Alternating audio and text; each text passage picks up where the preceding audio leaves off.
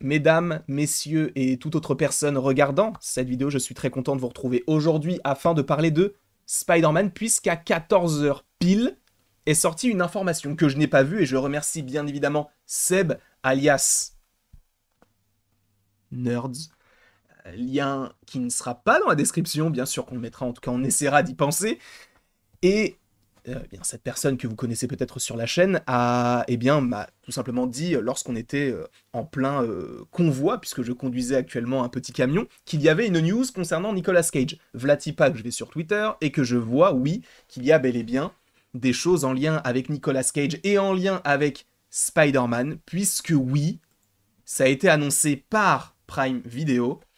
MGM Plus et Prime Video ont commandé la série qui s'appellera donc Noir et qui sera basée sur le personnage donc de Spider-Man Noir avec Nicolas Cage. Et ça, c'est extrêmement intéressant. On a même du coup une petite légende par rapport à la vidéo sur le compte officiel de Prime Video, l'histoire d'un détective privé vieillissant et malchanceux dans le New York des années 30, obligé de se battre avec sa vie passée de seul et unique super-héros de la ville. Donc oui, on aura bel et bien une première série live-action en lien avec l'univers de Spider-Man. Alors évidemment, on sera dans un autre univers en soi que celui de Tom Holland ou que celui de Venom, etc. Mais je trouve que l'idée, elle est géniale. Alors, on s'est un petit peu renseigné avant la vidéo. C'est vrai que de toute manière, sur la chaîne, on en avait déjà parlé et il n'y a pas si longtemps que ça. Pour le coup, la première fois qu'on en a véritablement parlé, c'était il y a, allez, 3-4 mois. Je me souviens parce que j'avais fait le sud Paris en bus toute la nuit et quand je m'étais réveillé, bah du coup il y avait cette news qui était tombée et on en avait parlé juste après quand j'étais rentré parce qu'on savait très bien qu'il y allait donc avoir une série sur Spider-Man Noir, mais on n'avait pas non plus les tenants et les aboutissants. On savait que ça allait être sur Prime Video, que Sony allait travailler dessus puisque ça reste un personnage en lien avec Sony, et de toute manière on sait qu'entre Sony et Amazon il y a de plus en plus de connexions qui se font, hein, puisque sans compter l'univers de Spider-Man, eh bien sachez que The Boys c'est un programme Sony, enfin en tout cas Sony a les droits de The Boys, pareil pour Invincible, donc voilà, Sony n'ayant pas de plateforme, ils doivent passer par d'autres par d'autres plateformes tout simplement. Et donc il y a une collaboration avec Prime Video, sachant que, il faut le rappeler, cette série donc sur le personnage de Spider-Man Noir n'est pas la seule qui a été commandée du côté de Spider-Man et de Sony et de Prime Video, puisque on sait qu'il y a une série sur Silk, Spider Society, je crois, si je ne dis pas de bêtises. Alors, on n'a aucune nouvelle sur ce projet. Alors, visiblement, vu que ce projet semble plus avancé, on peut supposer que lui sortira avant, mais en tout cas, normalement, il y a donc deux projets MCU, enfin pas du tout MCU, mais en tout cas Marvel, Sony, Prime Video, qui sont donc en préparation. Spider-Man Noir, donc la série Noire, mais également, du coup, la série sur Silk. À voir qui sera l'actrice, sachant que Silk, on sait que Sony s'en occupe avec Prime Video depuis au moins 2022. On sait qu'il y a un projet sur Silk depuis au moins 2022, sachant que pour ceux qui se poseraient la question, Silk, on l'avait déjà vu en plus l'année dernière, très brièvement et de dos, je crois, dans l'une des scènes post-génériques de Spider-Man 2 sur PlayStation 5, puisque c'est Cindy Moon, donc le personnage qui arrive à la toute fin. En tout cas, concernant Spider-Man Noir, il y a une autre petite précision à apporter, c'est que pourquoi est-ce qu'on prendrait Nicolas Cage pour jouer ce personnage? Eh bien tout simplement, et ça c'est intéressant, parce que c'est lui qui joue de manière animée entre guillemets, en tout cas qui prête sa voix au personnage du Spider-Man Noir dans Into the Spider-Verse et dans quelques petites scènes de Across the Spider-Verse. Je ne sais pas. Je ne sais pas du tout ce que vous en pensez. Moi, je trouve que l'idée, elle est vraiment bien. C'est vrai que Nicolas Cage, ces derniers temps, il ne fait pas forcément de gros films.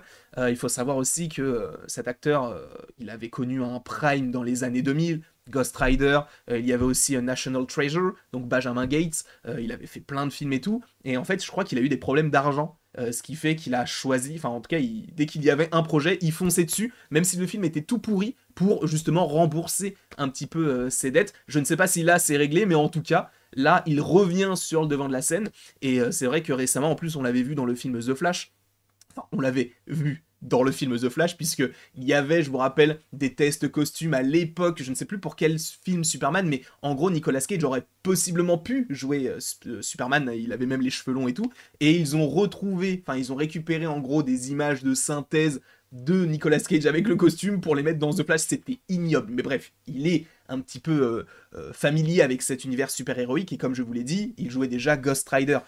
Moi, je pense qu'en vrai, c'est même possible qu'il puisse jouer Ghost Rider du côté du MCU. Alors, non pas en tant que nouveau Ghost Rider, en tout cas qui perdurerait tout comme Deadpool ou encore Wolverine, mais en petit clin d'œil, sachant que si Ghost Rider il y a, ce sera un autre personnage qui arrivera, en tout cas un autre acteur qui pourrait supposément le jouer. En tout cas, moi, j'aime beaucoup l'idée.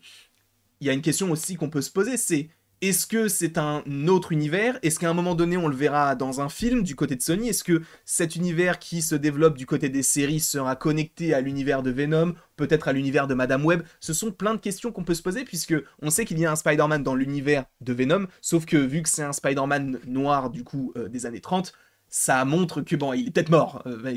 Il est sûrement mort, parce que si, dans les années 30, il a déjà 50 ans, aujourd'hui, bah, je pense que, voilà, il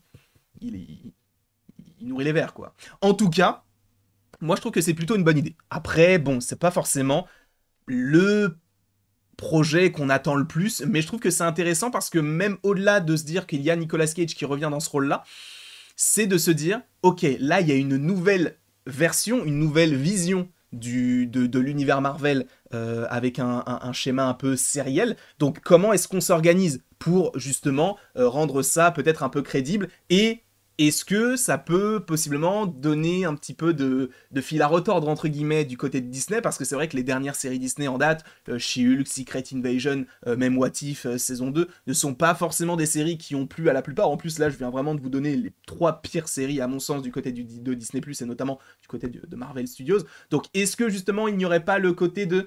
Ah mais attendez, là, du côté de Prime Video, en plus, Prime Video produit de bonnes séries, on devrait peut-être un peu s'inquiéter, parce que là, c'est du Marvel, ça va être sombre, ça va être noir, ça va nous donner quelque chose de totalement différent. Donc, est-ce que nous, il faudrait pas qu'on s'active aussi sur nos projets de notre côté? Et donc, de ne pas faire trop du n'importe quoi. Donc, par exemple, les agents de l'Atlas, avec Jimmy Woo, tout ça, Vision Quest, Armor Wars, ça dégage, on s'en fout, on n'en a pas envie. Donc, faites des projets qui intéressent. Là, peut-être que ce projet sera nul, hein, c'est possible, mais c'est vrai que Prime Video, là, sur les différentes séries qui sont sorties sur la plateforme, ils ont su, je pense, convaincre. Et rien que par rapport à la dernière en date, Fallout, je pense qu'on part sur de bonnes bases, sans compter bien sûr The Boys, sans compter Invincible. En tout cas, sur des grosses licences telles que ce genre de licence, ça peut donner quelque chose de plutôt positif. Après, il faut quand même rappeler que le personnage appartient à Sony, et que on sait que Sony, quand ils sont en coproduction, ils sont pas forcément très sympathiques. On l'a vu notamment du côté d'Homecoming, Far From Home et No Way Home, avec cette collaboration avec Disney. En tout cas, n'hésitez pas vous dans les commentaires à me dire ce que vous pensez de cette idée-là, hein, parce que de toute manière on en avait déjà parlé, comme je vous l'ai dit il y a quelques mois, mais ça avait été annoncé du côté de Variety en février 2023 que le projet était en développement, et on supposait que Nicolas Cage pouvait revenir. Là, ça a été officialisé, on n'a pas encore de date de sortie, mais on peut supposer que, sachant que là on a l'annonce,